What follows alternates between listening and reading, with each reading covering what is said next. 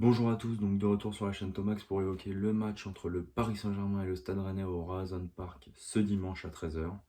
Donc on va d'abord parler des choix de Pochettino et de la composition qu'il a mis en place. Ensuite on parlera bien sûr de la première mi-temps et de la deuxième mi-temps, des joueurs cas par cas.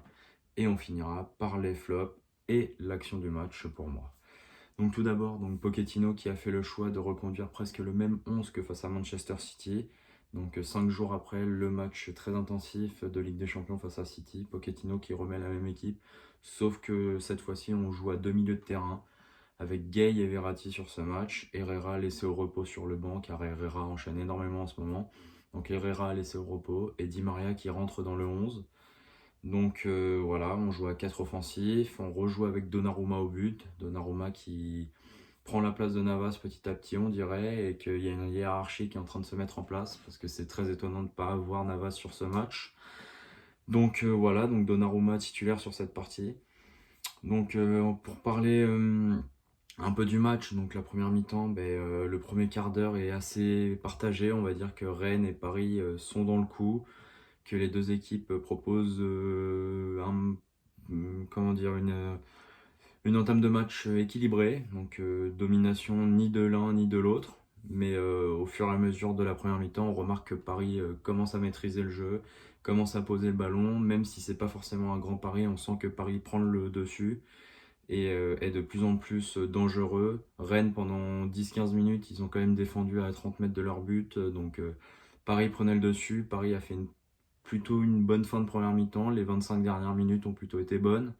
Et je trouve que les Parisiens auraient peut-être mérité d'ouvrir le score juste avant la fin de la mi-temps. Donc voilà, donc pour revenir un peu sur les faits de jeu, donc c'est vrai qu'il y a eu beaucoup de situations de la part de l'équipe du PSG. Donc la première situation, c'est une reprise de Neymar au-dessus, complètement manquée. Ensuite, Mbappé, 2-3 minutes plus tard, qui arrive devant le gardien, qui frappe lui aussi au-dessus. Ensuite, la plus grosse situation, bien sûr, c'est ce coup franc de Léo Messi une nouvelle fois sur la barre. Je pense que si ce coup franc rentre, ça aurait changé beaucoup de choses dans ce match. Mais après, ce n'est que mon avis là-dessus. Ensuite, donc pour revenir sur la première mi-temps, donc ouais, dans cette fin de première mi-temps, on imaginait plutôt le PSG, même dans les 5 dernières minutes, pousser pour marquer et mener 1-0 à la mi-temps. Et finalement, sur un très très beau centre de Bourigeaud et sur un très beau mouvement de la part des Rennais, c'est Gaëtan Laborde qui trouve la solution et c'est Laborde qui ouvre le score et Rennes qui mène 1-0 donc à la mi-temps. Donc à la sortie de la mi-temps, tu te dis que quand tu es parisien, tu te dis bon, 1-0 pour Rennes, on va pousser en deuxième, on va essayer d'égaliser le plus vite possible et derrière de mettre la pression pour aller gagner le match. C'est ce qui nous semblait logique. Mais dès l'entame de la deuxième mi-temps, qu'est-ce qui se passe? Il y a une très bonne action des Bretons d'entrée. Nous, on est un peu attentistes, on les regarde jouer. Et dès l'entame, dès la première minute, Flavien Tech qui double la mise pour Rennes et 2-0 pour Rennes. Donc c'est assez compliqué d'entrer dans une deuxième mi-temps en prenant un but et du coup en ayant deux buts de retard, ce match commençait à être vraiment vraiment compliqué.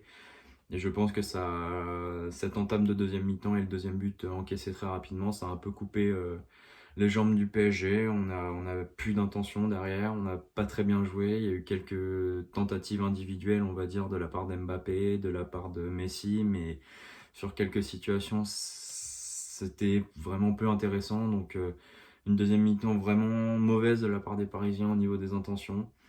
Et pourtant, dans cette deuxième mi-temps, sur une belle action entre Messi, Di Maria, Verratti, je crois, qui est à l'initiative, et Mbappé qui marque, Mbappé qui revient, enfin qui marque, et donc 2-1 pour Rennes. Et finalement, ce but sera refusé dû à un hors-jeu d'Mbappé au début de l'action. Donc un manque de chance aussi sur ce match côté parisien qui a été criant.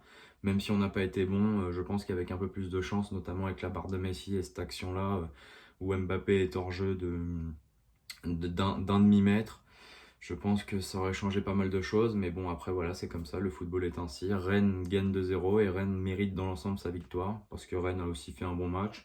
Rennes sortait aussi d'un match en Coupe d'Europe, donc faut saluer la performance des Rennais et féliciter Genesio encore une fois de nous avoir battus. Donc pour revenir sur le match compliqué de Paris, donc bien sûr, donc c'était à une horaire particulière, hein, 13h, l'horaire spécial pour que les Asiatiques puissent regarder le match. Ensuite, on a affronté à nouveau Genesio, qui est notre bête noire sous l'ère Qatari. C'est l'entraîneur qui a le plus gagné contre le Paris Saint-Germain sous l'ère Qatari, donc ce qui montre que Genesio est quand même un bon entraîneur. Même s'il a été beaucoup critiqué du côté de Lyon, c'est quand même un excellent entraîneur.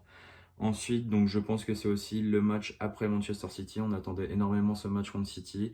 On a été très bon dans l'ensemble contre City. Il y a eu une performance globale d'équipe.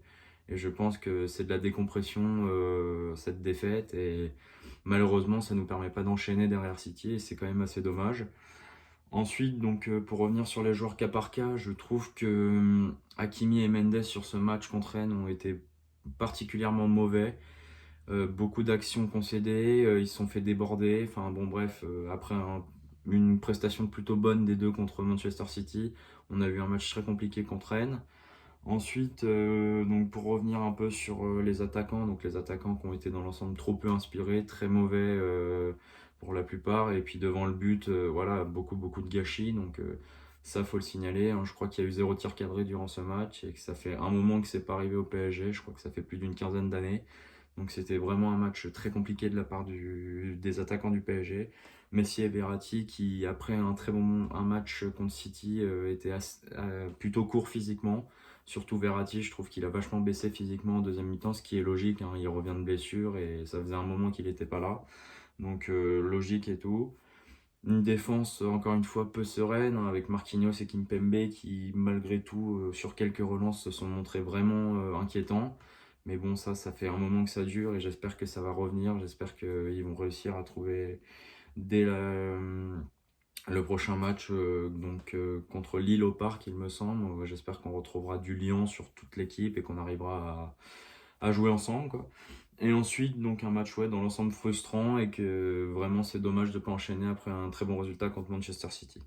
Donc le flop, moi j'ai envie de dire l'équipe et aussi le jeu proposé dans l'ensemble parce que Pochettino sur ce match n'a pas eu d'idée et on n'a pas su trouver quelque chose d'intéressant. Je pense aussi que les choix de Pochettino n'étaient pas forcément très bons de remettre quasiment la même équipe que contre Manchester City. Je pense qu'il aurait pu faire tourner en mettant Draxler, en mettant Icardi ou encore d'autres joueurs. Mais ceci n'est que mon avis. Et l'action du match, bah pour moi, c'est la barre de Messi qui change tout. Si Messi marque ce coup franc et Paris mène 1-0 à ce moment-là, je pense qu'on n'aurait pas vu le même match jusqu'à la fin, quoi. Donc voilà pour ma réaction sur ce Rennes PSG. Merci à vous, bon après-midi et allez Paris.